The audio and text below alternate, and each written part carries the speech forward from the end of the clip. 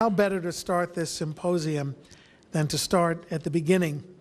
Although I have a funny feeling they will define the topic as they wish, as they always do, but it's billed as what caused the Civil War from two scholars who know the war from start to finish. Please join me in welcoming Joan Waugh and Gary Gallagher.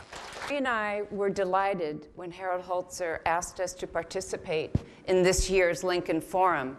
But we're a bit surprised when he said our assigned topic is what caused the Civil War.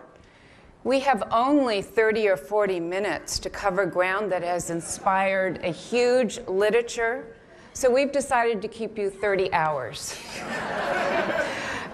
The animating question for our presentation is a familiar one, yet one that is endlessly fascinating and vital.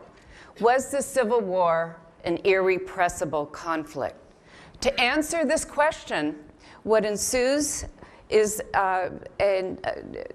we're going to highlight a number of interpretive themes around non-sectional versus sectional issues, the importance of the revolution in communication and politics, Western expansion, culture and society, the politics of slavery and the Constitution, and the notion of two opposing civilizations.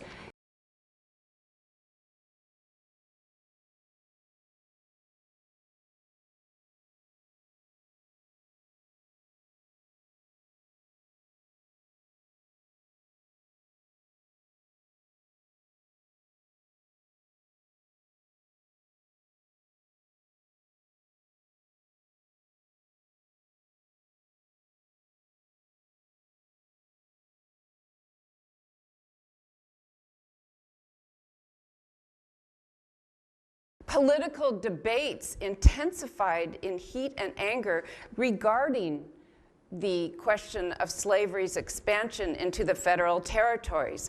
Beginning in the late 1840s, large numbers of Northerners supported a free soil movement that sought to prevent slavery's introduction into the territories. The population of the free states in 1860 was 98.8% white, and most residents thought in terms of federal territories as being reserved for free white men and their family, proving, if we didn't already know this, it was possible to be anti-slavery and racially prejudiced.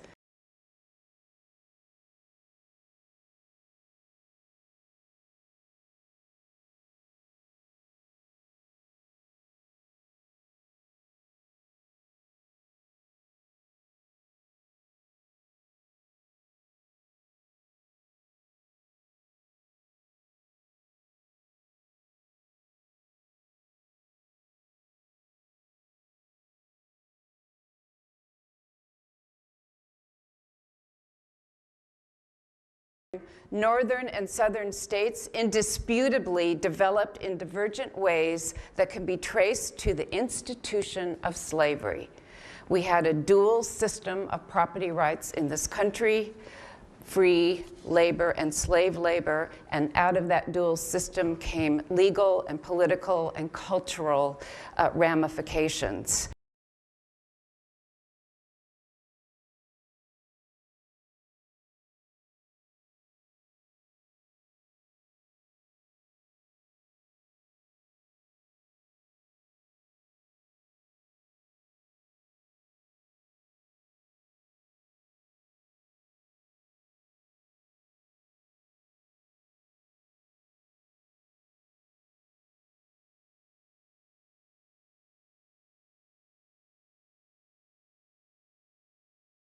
By the mid-1850s, free labor ideology had taken firm root across much of the North. Free labor, free land, free men.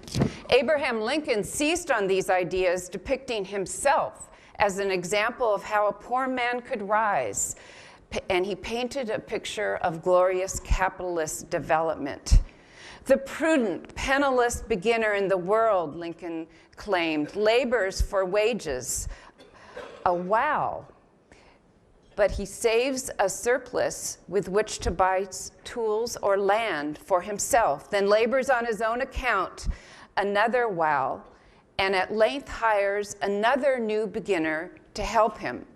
He proclaimed that, quote, free labor, the just and generous and prosperous system which opens the way for all, gives hope to all, and energy and progress, and improvement of condition to all.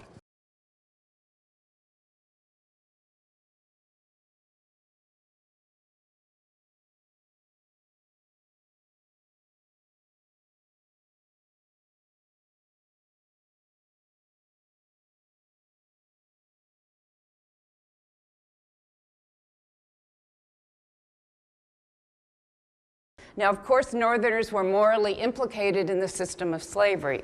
We know that.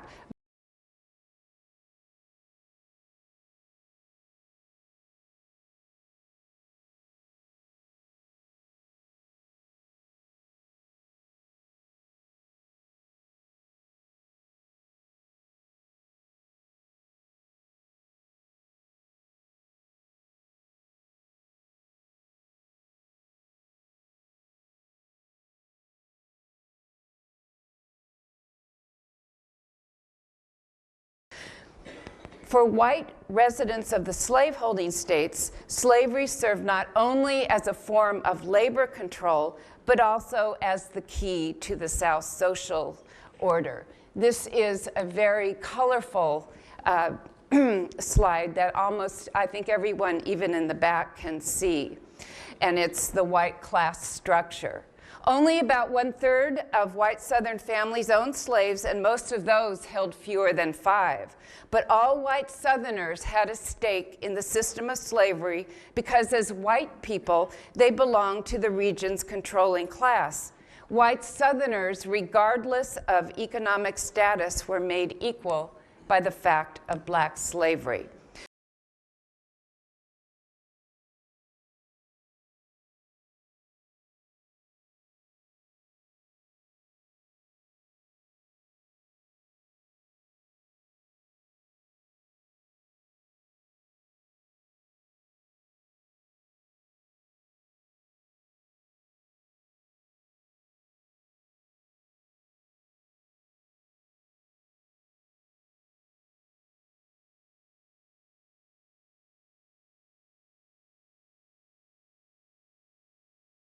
For this reason, and because of genuine fear of what would happen or could happen should large numbers of black people be freed in the South, white Southerners saw slavery as a necessary and generally benign institution.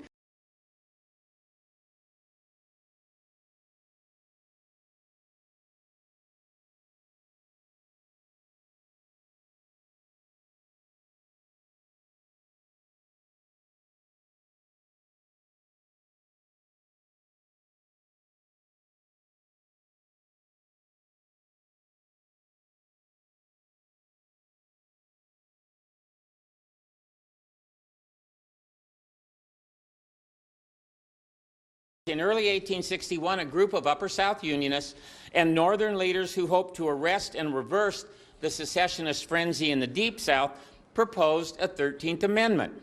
One of the ironies in our history is the juxtaposition of this proposed 13th Amendment and the 13th Amendment that is in our Constitution. This proposed 13th Amendment forbade any future amendment that would empower Congress to abolish slavery or interfere with slavery in states where it already existed. The Corwin Amendment, so called because Republican Congressman Thomas Corwin of Ohio introduced it in the House of Representatives, received the necessary 2/3 vote in both chambers of Congress, and on March 2nd, 1861, the outgoing President James Buchanan signed it as a symbolic gesture of support. The President has no role in this, but Buchanan signed it anyway. This action reflected the fact that in the early spring of 1861, a majority of white people in the free states, including Abraham Lincoln, were constitutional conservatives who believed the Republic's founding document prevented Congress from abolishing slavery in the southern states where it already had taken root. During his first weeks in August, Lincoln sent letters to each governor conveying the proposed amendment and calling attention to Buchanan's endorsement. By the end of May 1861, Kentucky, Ohio, and Rhode Island had ratified the amendment. and Maryland and Illinois later followed suit.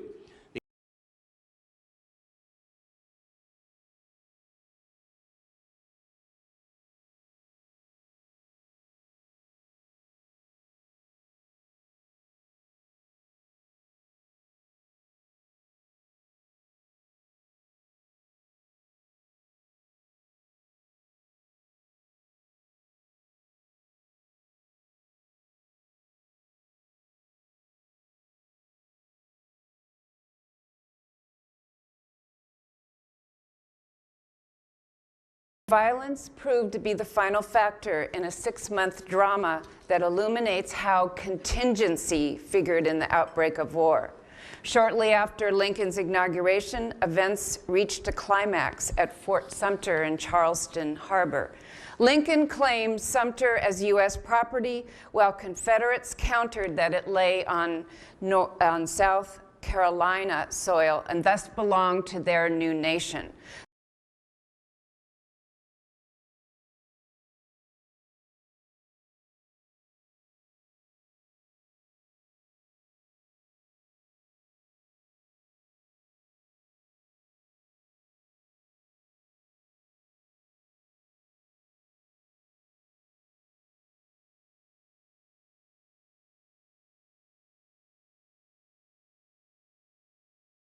The fort's garrison needed to be supplied, and Lincoln, pressed by Northern opinion not to abandon Sumter, decided to send an unarmed vessel with provisions. He alerted South Carolina's governor and hoped that the slaveholding states that remained in the Union would be sympathetic. Jefferson Davis's government, under similar pressure from their citizenry to seize the fort, wished to avoid firing the first shot. In the end, the Confederates asked Major Robert Anderson, the fort's commander, to surrender his garrison before the relief ship arrived. Anderson refused, and on April 12th, the Confederates commenced a bombardment. 36 hours later, the fort capitulated. On April 15th, Lincoln issued a call for 75,000 90-day volunteers to suppress the rebellion